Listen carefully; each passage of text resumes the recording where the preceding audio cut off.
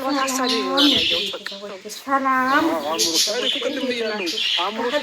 ከህልም ያውጣችሁ ጉድ ጉድ ጉድ ጉድ ነው ይባላል። እንግዲህ ቀለበቱ በህልም ተፈታ። ቀለበቱ ዛሬ ማታ እንግዲህ ፌስቡክ ላይ ከቀለበቱ ጀርባ ብሎ ጽፎታል። አብርሃም ማለት ነው። ቀለበቱ ዛሬ ይኸውላችሁ ምን ሆነ መሰላችሁ? ቀለበቱ ስለዚህ ልኳ ስላልተገኘ በሚቀጥለው ሳምንት ተብሎ ተፋሰሰ ማለት ነው። አበባም አርጠው ቢሰጧት ትንሿ ሆኖባት ኧረ ቅድም ለሁለት ደቂቃ ያየሁትና እስቶች ኧረ ነገሩ ምንድን ነው ያየሁት? ምንድን ነው በምን አንደበቴ በምን አይኔ በምን ጆሮዬ ሰላም ልበላቸው? እሺ ብትው እንትን ብትል እንዲህ ነው ውዴ፣ ችግር አይደለም። ለሰው ልጅ ተስፋ ማድረግ እንደው አንቺ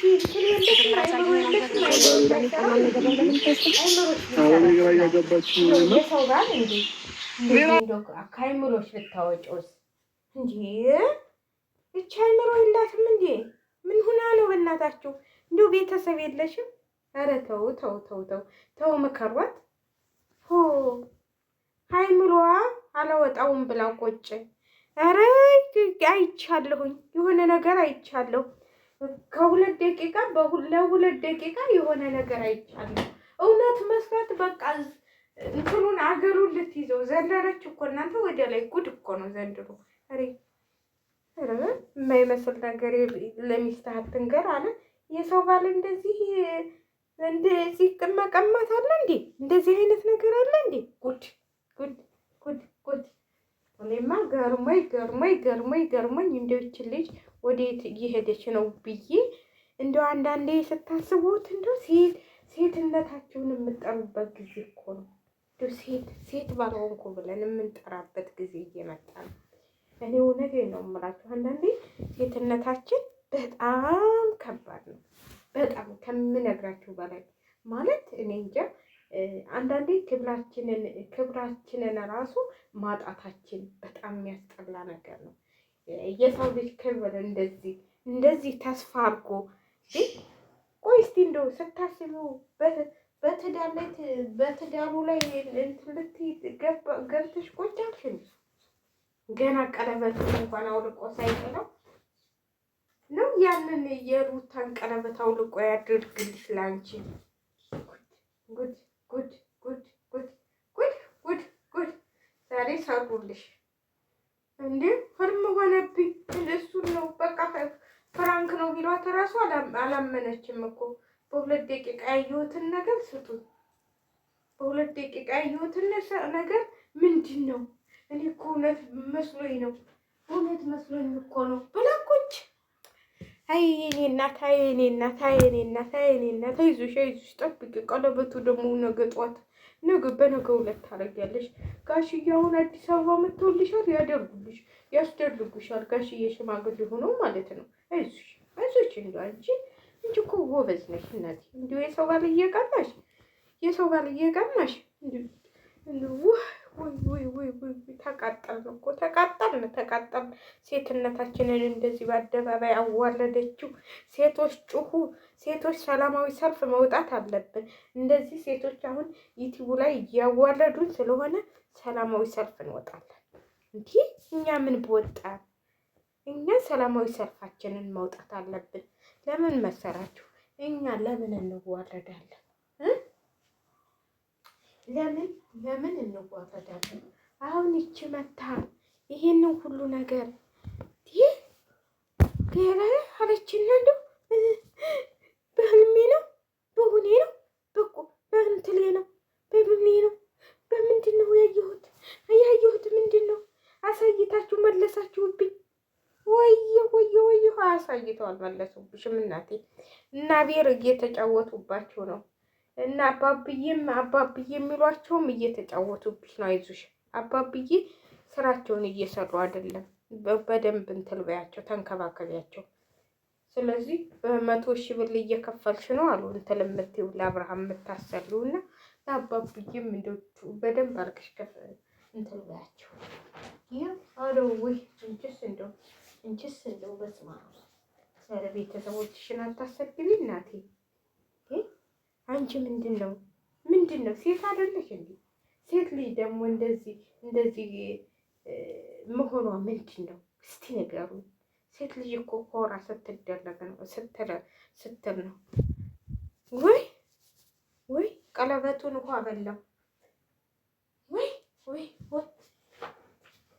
ቀለበቱን ውሃ በላው እያልን እንግዲህ ያው እኛ እኔ እኮ ተዘጋጅቼ ነበረ። ለምን መሰላችሁ?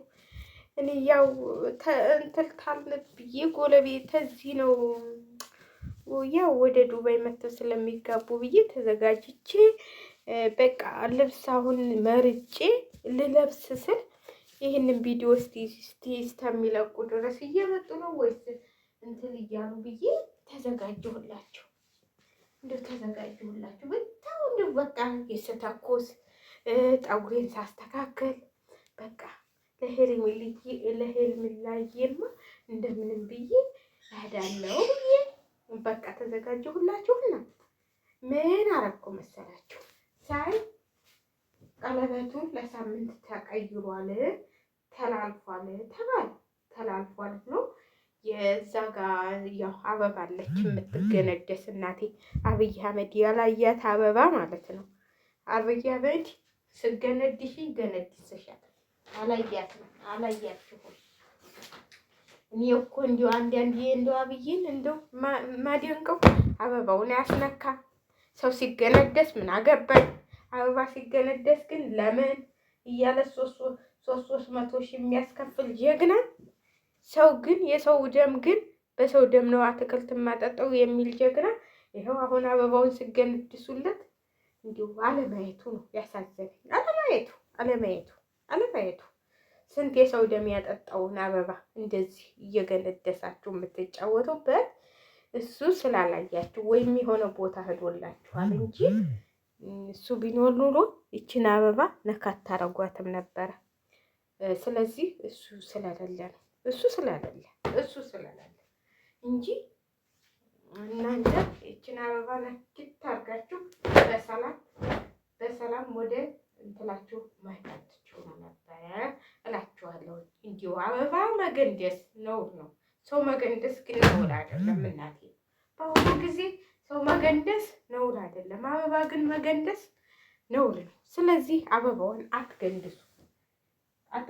ገነድሳችኋል። አብይ እኔ አያገባኝም። እኔ እውነቱን ነው የምናገረው። ስለዚህ እናቴ አበባውን አትንኩ። አበባ ይነካ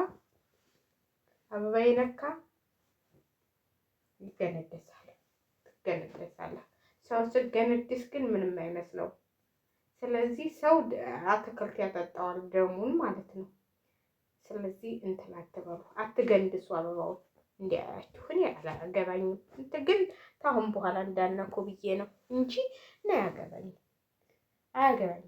ስለዚህ ብትጠነቀቁ ይሻላችኋል። አበባ አትንኩ። እናንተን ለመኖር ተፈለጋችሁ አበባ አትንኩ። እናቴ ስሙ ካልሰማችሁ የራሳችሁ ጉዳይ ላችኋለሁ። እና ውድ ቤተሰቦች እንግዲህ ቀለበቱ በዚህ ተፋልሷል እላችኋለሁ። ቀለበቱ በስህተት ወደ ሌላ ተቀይሯል። ወደ ምን? ወደ ሳምንት፣ ወደ 15 ቀን፣ ወደ ወልድ ምን እንግዲህ እናቴ ሩታዬን አስጠቅሰህማ እንደዚህ ቀልድ የለም እንጂ የሴት እንትን የሌላት የሴት ምንድን ነው የሚባለው? የሴት ቅጥ የሌላት እኮ ነች። በእናታችሁ አይን አውጣን ሆንሽም እንዲህ ትንሽ አሁን ቀለበት ትጠብቂያለሽ ካብሪሽ። ምን አይነት አይን አውጣ ነች በእናታችሁ?